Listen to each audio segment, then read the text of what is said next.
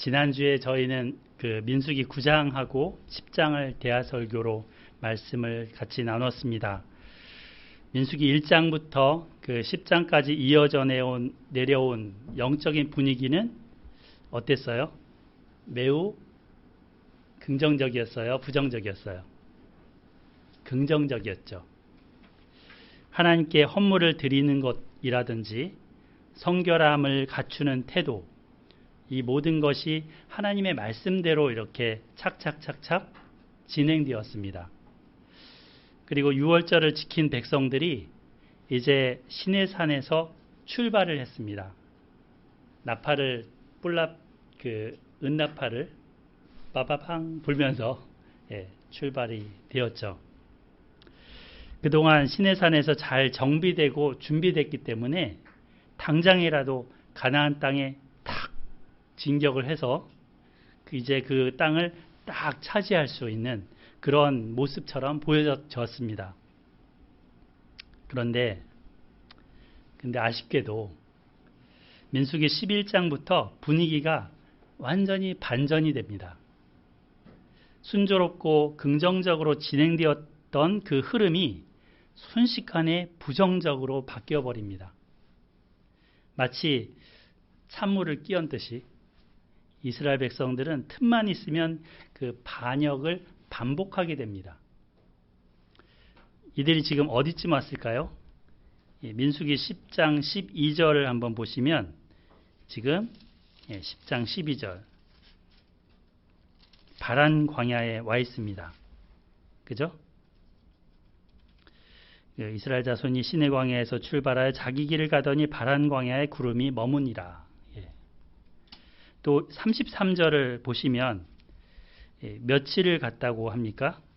이들이 여호와의 산을 떠나 3일 길을 갈 때 하루 이틀 사흘 1, 2, 3 그 3일이 지났습니다. 3일을 걷고 또 걸어왔는데 쉴 곳을 찾아서 이렇게 왔는데 거기가 뭐예요? 오아시스예요? 아니요. 여전히 바란 광야입니다. 광야라는 곳은 어떤 곳입니까? 거의 돌과 흙먼지만 풀풀 날리는 그런 곳이죠. 나무도 별로 없고 풀도 잘 안 보이는 곳입니다. 돌짝밭 길을 터벅터벅 걷기만 해왔습니다. 또 앞으로 얼마나 더 가야 할지도 모릅니다. 길은 멀게만 느껴지고 덥고 지쳤습니다. 이들이 하루, 이틀, 사흘이 되자 지금 한계에 부딪혔습니다. 보통 작심삼일이라는 말이 있죠. 딱 작심을 하고 하루, 이틀, 3일 지나면 그 계획이 이렇게 잊혀지고 하는 이들의 믿음도 이 3일을 넘기지 못하고 있습니다. 자, 11장 1절 여호와께서 들으시기에 백성이 악한 말로 원망하매 여호와께서 들으시고 진노하사 여호와의 불을 그들 중에 붙여서 진영 끝을 사르게 하시매. 이들의 입에서 지금 악한 말이 나옵니다. 원망이 나옵니다. 근데 여호와 하나님께서 그들의 말을 다 듣고 계시다라고 하십니다. 하나님 우리의 말에 무척 관심이 많으십니다. 귀가 매우 밝으신 분이죠. 왜요? 우리 귀를 누가 만들었어요? 하나님이 만드셨거든요. 백성들은 앞서서 이제 시내광야에서 1년여 정도 있을 때 잘 쉬었었습니다. 그런데 지금 좀 걷다 보니까 다리도 아프고 목도 마르고 배도 고픈 거죠. 사람이 배가 고프면 어떻게 돼요? 짜증이 나거든요. 짜증. 저만 그런가요? 다 그렇죠. 힘들고 지친 이 사람들 속이 상한 겁니다. 그들이 악한 말로 원망했다. 그래서 그렇게 말하고 있습니다. 가는 길을 불평했겠죠. 물이 없어서 원망을 했을 가능성도 있습니다. 인도자로 세운 모세를 아마도 원망했을 것입니다. 아니, 우리를 어디로 대체로 끌고 가는 거야? 하면서 어디까지 가야 되는 거야? 이렇게 원망을 했을 겁니다. 근데 결국은 이것이 하나님을 원망하는 것이 됩니다. 모세도 하나님이 보내신 사람이기 때문입니다.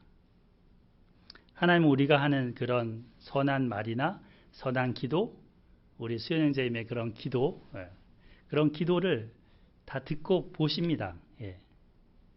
그리고 우리의 행동도 다 보십니다. 근데 그것만 보시면 좋겠는데 우리가 내뱉는 악한 말, 악한 행동, 악한 그런 것까지도 다 보시고 들으신다는 겁니다.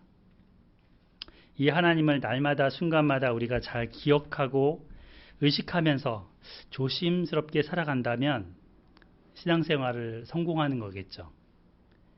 근데 하나님이 듣기에 이제 이 사람들처럼 악한 말을 하면 어떻게 될까요? 이들의 결과는 또 어땠을까요? 대가가 따릅니다. 원망과 불평을 하면 뭐에게 길을 내준다? 마귀에게 길을 내주는 겁니다. 이게 통로를 열어주는 겁니다.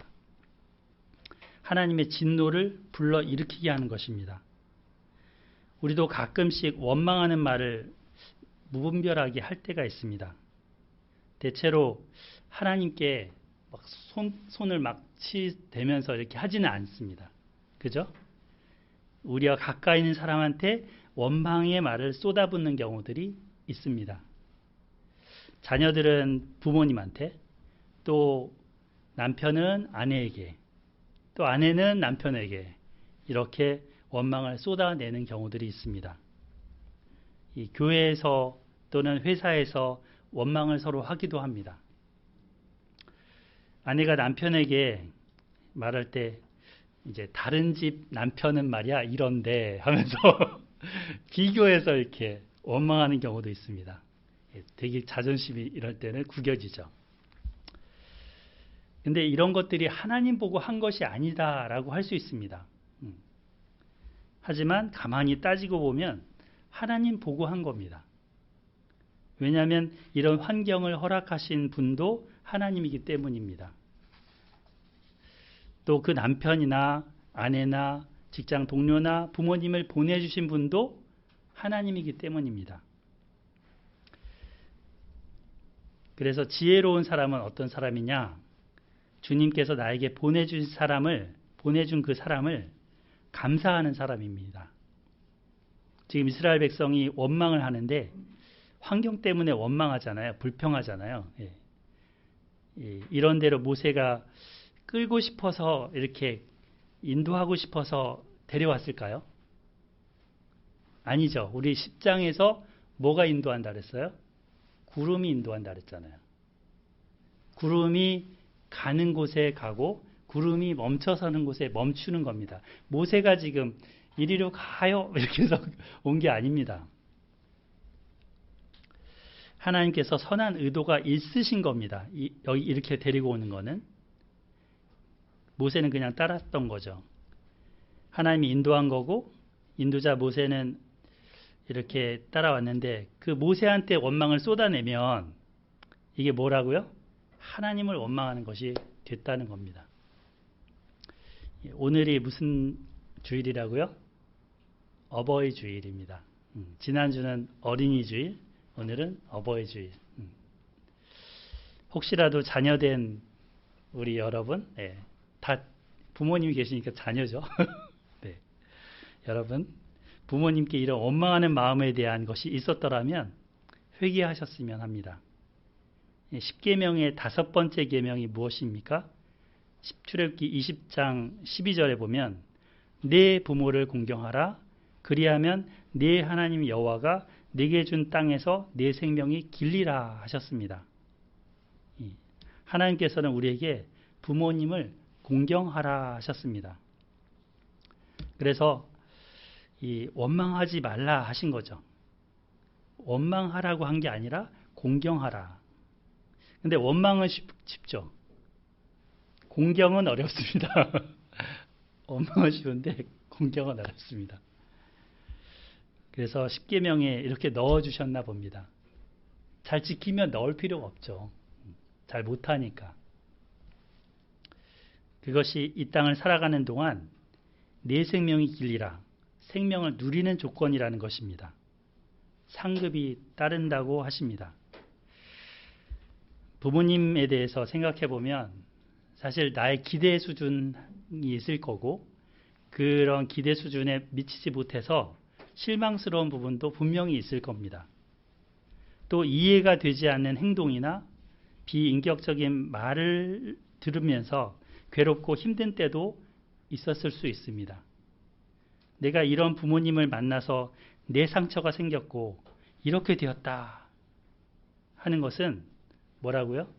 부모님을 원망하는 그 속에 하나님을 원망하는 것이라고 하십니다. 그러므로 절대 주권자인 하나님을 경외하며 원망하기보다는 어떻게 해야 합니까? 그 부모님들을 위해서 내 스스로 먼저 이해해 보고자 하고 줄기차게 기도해 드리면 좋겠습니다. 기도하는 부모님을 둔 자녀는 결코 망하는 법이 없다라는 말 있잖아요. 근데 거꾸로 기도하는 자녀를 둔 부모님도 변합니다. 안 변할 것 같은데 변합니다. 자녀를 사랑하는 그 농도가 짙은 분일수록 엄청나게 변합니다. 제가 증인인데요. 85세 된 예수님을 영접한 그 우리 장모님, 그분을 보면서 이것을 경험합니다. 이제는 기도의 후원자, 그 기도하면서 교회의 후원자가 되주셨고 몇 년째 지금 날마다 저녁 6시 땡 하면 전화가 오든지 또 저희가 하든지 하면서 같이 기도를 하고 계시거든요. 근데 어머니 입에서 누구를 험담하거나 불평하고 원망하거나 이런 말이 사라지고 감사의 말로 가득 차 계십니다. 하나님만 의지하며 산다라는 고백을 매일같이 하십니다. 반면에 내가 부모인데 자녀가 속을 썩여서 한숨을 쏟아내고 있다면 내게 이런 자식을 주어서 현재의 삶이 이렇게 힘들고 괴롭다, 신세한탄한다 하면서 이렇게 푸념하는 그것도 하나님을 원망하는 것이 될 수 있습니다. 그러니까 이렇게 되면 우리 삶의 보금자리는 어떻게 됩니까? 지금 다베라의 상태가 진 끝이 불붙었다고 했죠. 이렇게 원망하게 되면 우리 삶의 그 주변, 보금자리의 주변이 불타서 손상이 될 수 있습니다. 하나님은 소멸하는 불이시기 때문입니다. 마치 쓰레기 소각장처럼 원망하는 말을 완전히 소각시키는 그 불을 내리시는 하나님이십니다. 하나님의 성품은 사랑의 하나님이시고 자비의 하나님이시고 또 긍휼이 풍성하신 하나님이시지만 진노하시면 그 소멸하는 불이 강원도 저 산불보다도 더 큰 불입니다. 이 하나님을 두려워해야겠습니다. 경외해야 되겠습니다. 우리의 삶으로 이렇게 나아갈 때 하나님이 주신 약속을 붙들고 소망을 가지고 살아가야 될 것입니다. 그런데 이것을 잊어버리고 현재 지금 어려움만 딱 부각해서 바라보면 쉽게 입에서 불만, 불평, 원망 이런 게 막 쏟아져 나올 수 있습니다. 입조심을 해야 되는 거죠. 입은 마음에서 나오는 것이니까 마음밭도 잘 가꿔야 되겠습니다. 우리를 인도하신 하나님이 선하신 분이시고 그분의 계획이 선한 것임을 믿고 신뢰해야 되겠습니다. 현재 나에게 주신 그 부모님, 그분을 인해서 하나님이 그분 주셨다는 걸 알고 감사해야 되겠습니다. 현재 내 인생길이 잠시 힘들다고 원망의 말, 불평의 말을 쏟아내고 있다면 내가 받은 것이 당연한데 왜 못 받고 있는가? 내가 이렇게 받아야 될 걸 못 받고 있다라는 그런 자세 때문인 거죠. 나는 은혜를 받을 만한 당연한 권리가 있어. 이런 그런 자세 때문인 거죠. 그러니까 조금만 못 해준다고 불평하는 겁니다. 이것을 회개해야 합니다. 한편 하나님께서 하나님의 불을 보내시자 백성들이 모세에게 달려와서 도움을 요청합니다. 우리 볼까요? 2절 같이 읽어봐요. 2절 시작. 백성이 모세에게 부르짖음으로 모세가 여호와께 기도하니 불이 꺼졌더라. 지금 백성들이 조금 전에 뭐 했어요? 모세한테 원망했잖아요. 원망했던 그 모세에게 이번에는 와서 도움을 요청하는 겁니다. 근데 모세가 어떻게 합니까? 모세가 여호와께 나아가 기도합니다. 그리고 불이 꺼졌다 합니다. 모세는 배알도 없습니까? 모세는 무슨 간도 쓸개도 없습니까? 조금 전에 자기를 원망했던 그 백성들인데 그 백성들처럼 똑같이 그들에게 대응하지 않습니다. 백성들과 다투기보다는 하나님께 나아가 엎드립니다. 모세의 자존심에도 상처가 났을 수 있는데 인내하면서 기도하는 그 모세를 보게 됩니다. 하나님께서는 그의 기도를 듣고 재앙을 멈추셨습니다. 나를 향해 원망을 쏟아내는 사람들을 위해서 기도할 수 있겠습니까? 그 사람의 이름도 거론하고 싶지 않겠어요? 그죠? 하지만 하나님의 사람 모세는 이들을 위해서 기도합니다. 그 모세를 본받아야 되겠습니다. 자, 3절 보면 그곳 이름을 다베라라 불렀으니 이는 여호와의 불이 그들 중에 붙은 까닭이었더라. 이 이름이 다베라예요. 그 태우는 곳, 불사름 이런 뜻이 있습니다. 나중에 이 광야 여정을 민수기 33장에 가면은 이제 기록을 하는데 여기 여정 중에는 이곳이 언급이 안 됩니다. 그냥 시내 광야를 떠나 기브롯 핫다와의 진을 쳤다 이렇게 나옵니다. 그러니까 이 다베라라는 곳은 잠시 가는 길목이었던 것입니다. 그 사이를 못 견디고 백성들이 원망을 했던 겁니다. 사실 이스라엘 백성이 걸어간 광야길을 보면 불평이 나올 만합니다. 10번은 불평했다 하는데 우리 한국 사람은 100번은 했을 겁니다. 그 정도로 힘든 길입니다. 근데 이제 대체로 그 불평과 원망은 맨 처음에 누군가 한 사람의 입에서 시작됩니다. 한꺼번에 요의 땅 불평하기 이렇게 되지 않습니다. 누군가 힘들어도 잘 참고 있는데 이렇게 서로 잘 참고 있는데 누군가가 이런 불평을 이렇게 꺼내면 덩달아서 너도 나도 할 것 없이 이렇게 불평 이렇게 번지는 거죠. 무거운 짐을 지고 오랜 시간 힘든 광야길을 걸으면서 마구 열이 위로 올라오는데 옆에서 불평을 하니까 덩달아 같이 하는 겁니다. 그래도 원망하고 불평한 것은 그러한 것을 하나님은 참지 못하십니다. 자, 4절 볼까요? 그들 중에 섞여 사는 다른 인종들이 탐욕을 품음에 이스라엘 자손도 다시 울며 이르되 누가 우리에게 고기를 주어 먹게 하랴. 이번에는 원망을 넘어서서 탐욕을 품었습니다. 탐욕을 품음에. 탐욕은 뭘까요? 있는 것으로 족한데 없는 게 아니에요. 지금 있어요. 있는데 이것을 넘어서서 없는 것을 더 갖고자 하는 마음입니다. 자기가 가질 수 있는 것 이상을 더 갖고자 하는 마음. 이게 탐욕인 거죠. 이 앞에 보면 그들 중에 섞여 사는 다른 인종이라고 했는데 출애굽기 12장 38절에서 이집트 떠나올 때 같이 따라온 수많은 잡족이라는 사람들이 있었습니다. 근데 이 사람들은 신원을 알 수 없는 불량한 자들입니다.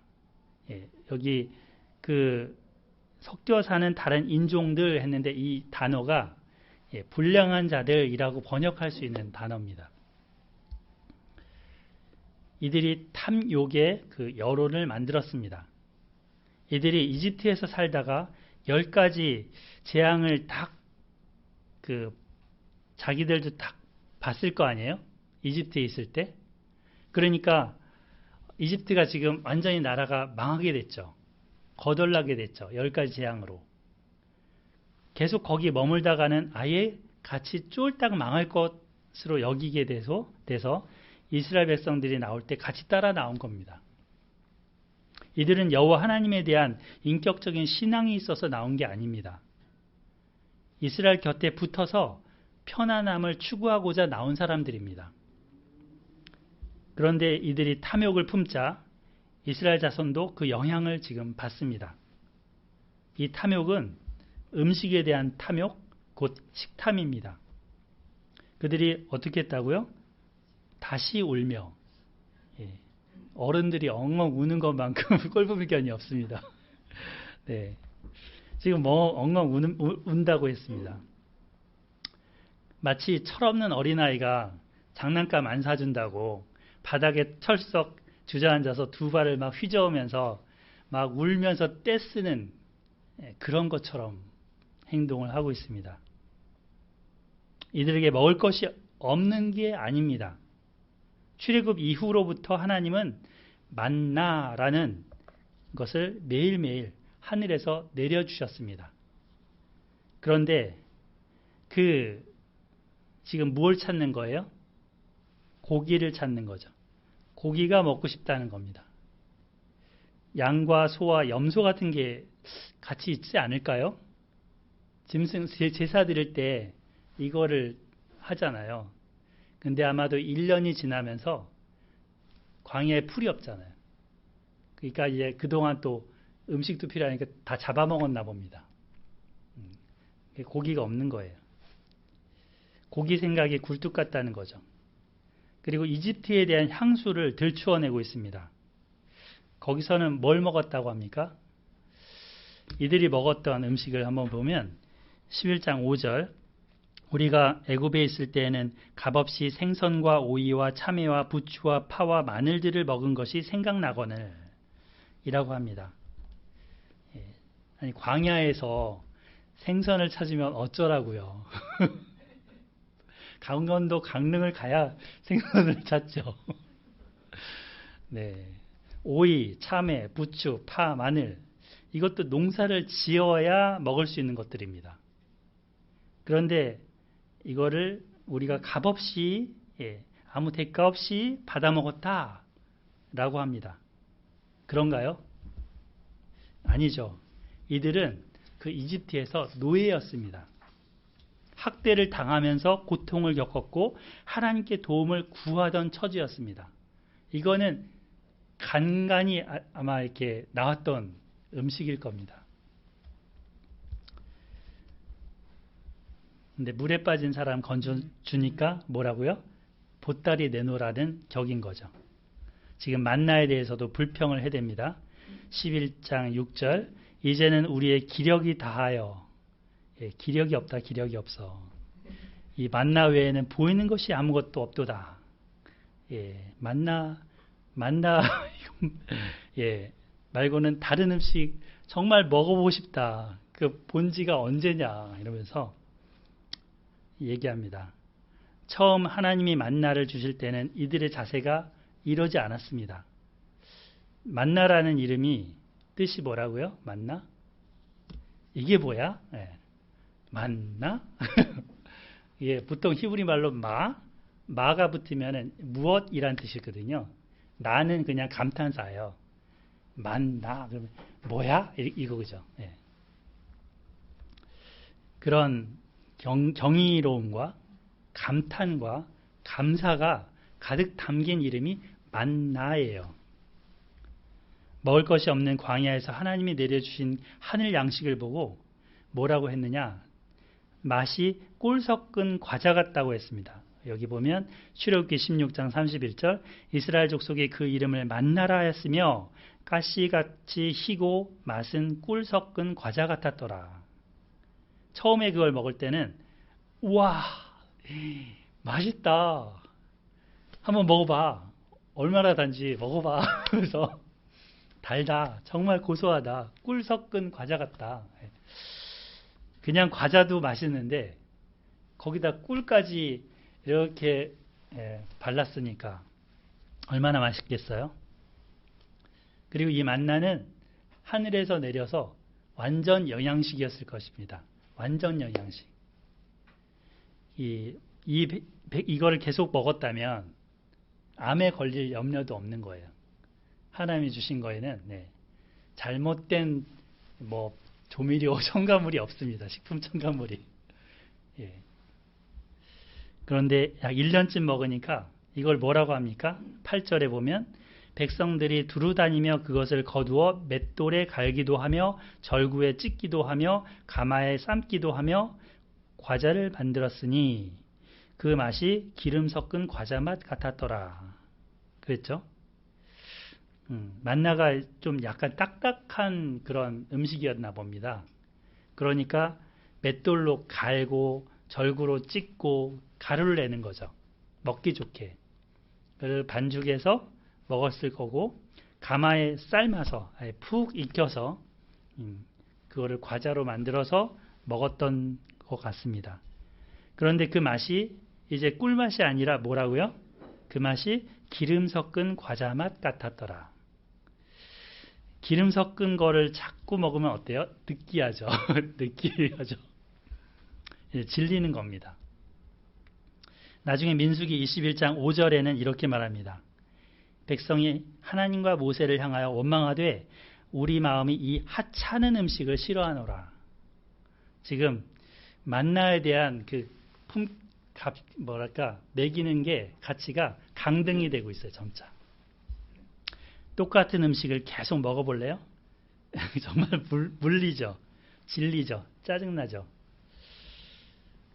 그래서 이제는 별로 선호하지 않는 그런 음식으로 여기게 됩니다.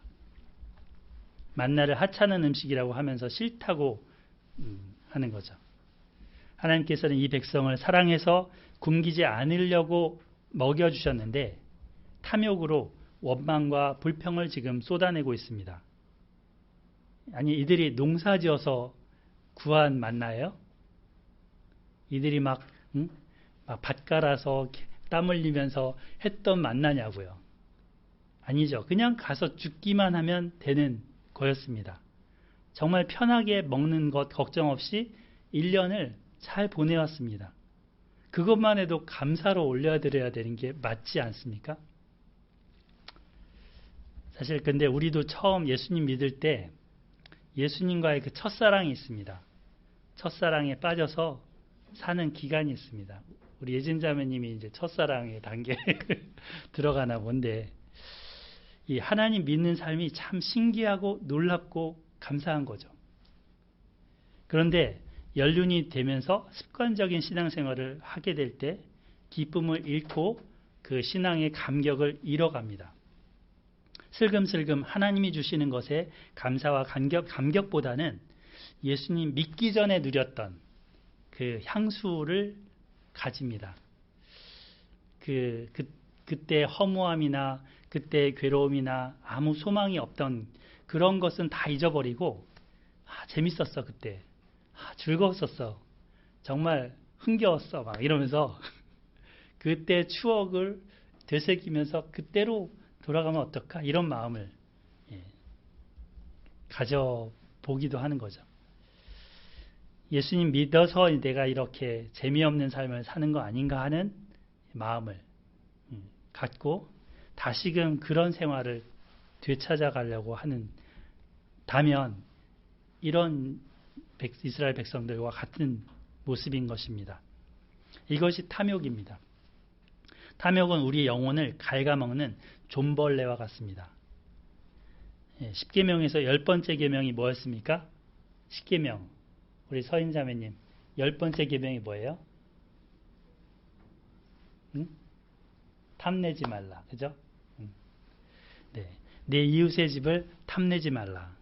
내 이웃의 아내나 그의 남종이나 그의 여종이나 그의 소나 그의 낙이나 무릇 내 이웃의 소유를 탐내지 말라. 탐욕을 부리지 말라는 것입니다. 탐심은 우상숭배와 같다고도 했습니다. 탐욕에 눈이 멀면 현재 갖고 있는 것에 대한 감사가 없어집니다. 더 갖지 못한 것에 대한 불만과 욕구로 인해서 행복하지가 않습니다. 그런데 이 욕심을 제어하기가 쉽지가 않습니다. 그리고 이 요한복음, 누가복음을 한번 보겠습니다. 누가복음 12장 한번 펼쳐보세요.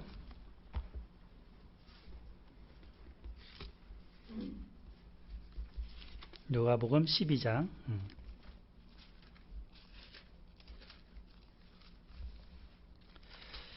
거기 보면 예수님의 공생의 기간이었습니다. 예수님에 대한 소문이 너무나 많이 퍼져서 예수님을 만나러 온 사람들이 거기 보면 수만 명이 됐다 그러죠. 수만 명이 모였는데 서로 밟힐 만큼 되었습니다. 굉장히 많은 사람들이 모였습니다. 이때 예수님은 하나님의 나라의 진리를 말씀해 주시고 계셨습니다. 누룩에 대해서, 그리고 또 마땅히 두려워할 자에 대해서 이렇게 말씀을 해 주시고, 하나님이 누구신지 말씀을 해 주시고 계셨습니다. 13절에 보면 이때 한 무리 중에 한 사람이 나와서 예수님께 이렇게 요청합니다. 선생님, 내 형을 명해서 재산이 있는데 그 아버지 어머니가 물려진 그 유산을 나와 나누게 선생님이 좀 도와주세요 라고 말합니다. 이 사람은 이제 부모님이 돌아가신 이후에 남은 그 유산을 가지고 형과 지금 다투고 있던 상황이었습니다. 유산은 자기 남은 생애를 더 풍성하게, 더 편안하게 보내게 해줄 거라고 여겼습니다. 대체로 그 부모님이 돌아가시고 나면 형제 자매 간의 유산 상속에 대한 다툼과 그러한 소송의 경우들이 다반사로 일어납니다. 근데 부모님의 마음은 어때요? 이 재산 때문에 형제 자매들이 이렇게 다투는 거 원치 않죠. 예. 형제 간에 우애하고 서로 도와주는 것을 무엇보다도 원하십니다. 하지만 이 사람은 형이 그 유산을 더 가져간 것에 대해서 화가 났고, 이제 근처에 예수님이 오시니까 예수님이라면 공정하게 이것을 나눠줄 거라고 판단하고 기대했습니다. 하지만 예수님 뭐라고 하십니까? 14절 15절 이르시되 이 사람아 누가 나를 너희의 재판장이나 물건 나누는 자로 세웠느냐? 이렇게 먼저 말씀하시고 둘러선 무리들한테 말합니다. 삼가 모든 탐심을 물리치라. 사람의 생명이 그 소유에 넉넉한 데 있지 아니하니라. 사람이 가지고 있는 것이 넉넉해야 사는 게 아니라는 겁니다. 먹을 것, 입을 것이 있으면 그냥 만족하게 여겨야 합니다. 더 갖고자 빼앗고 아귀다툼하면 그것이 지옥입니다. 그러므로 모든 탐심을 물리치라 말씀하십니다. 이어서 한 어리석은 부자의 비유를 말씀해 주셨습니다. 곡식을 쌓아둘 곳이 없어서 있던 곡간을 헐어버리고 더 크고 멋진 그런 곡간을 쌓겠다 하면서 짓습니다. 그리고는 스스로에게 말하죠. 이제는 평안히 쉬고 먹고 마시고 즐거워하자. 내 영혼아 즐거워하자. 이렇게 말을 하는데 이걸 들으신 하나님이 뭐라고 했다고 합니까? 20절 같이 읽어볼까요? 20절 시작.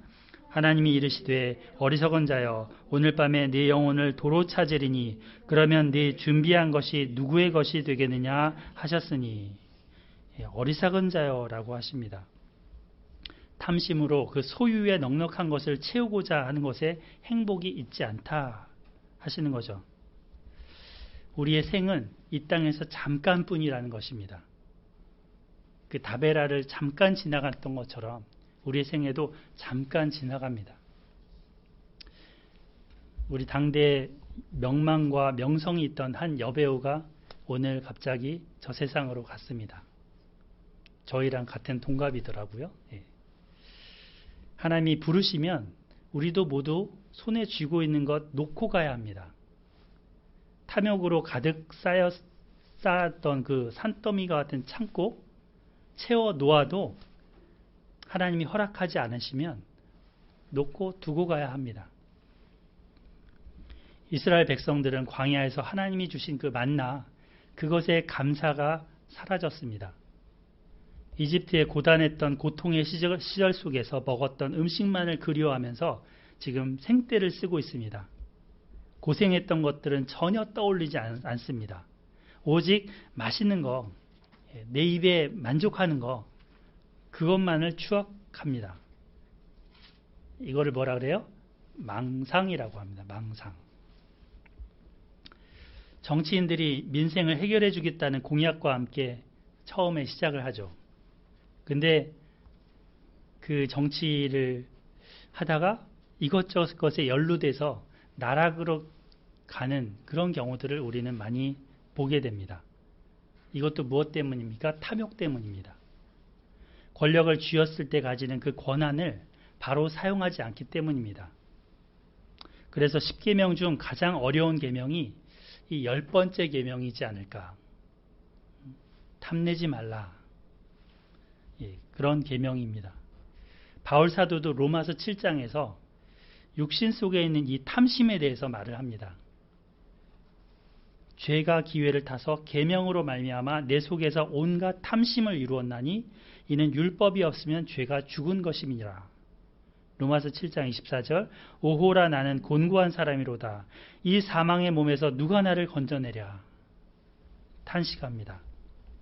그리고 구원자 주님이신 예수님으로 말미암아 하나님께 감사드린다고 고백합니다. 인간의 그 원초적인 이 탐욕으로부터의 건져내실 분은 오직 예수 그리스도 뿐이십니다. 빌립보서에 보게 되면 이 바울 사도가 현재의 삶에 자족하는 비결, 그 감사하는 자세를 갖는다라고 고백하죠. 이스라엘 백성들은 광야에서 이것을 배워야 했습니다. 그들 중에 섞여 사는 다른 인종들의 탐욕에 물들 것이 아니었습니다. 같이 울 것이 아니었습니다. 고기? 이거는 있어도 좋고 없어도 좋은 것입니다. 지금은 광야이기 때문에 얼마 후 가나안 땅에 들어가잖아요.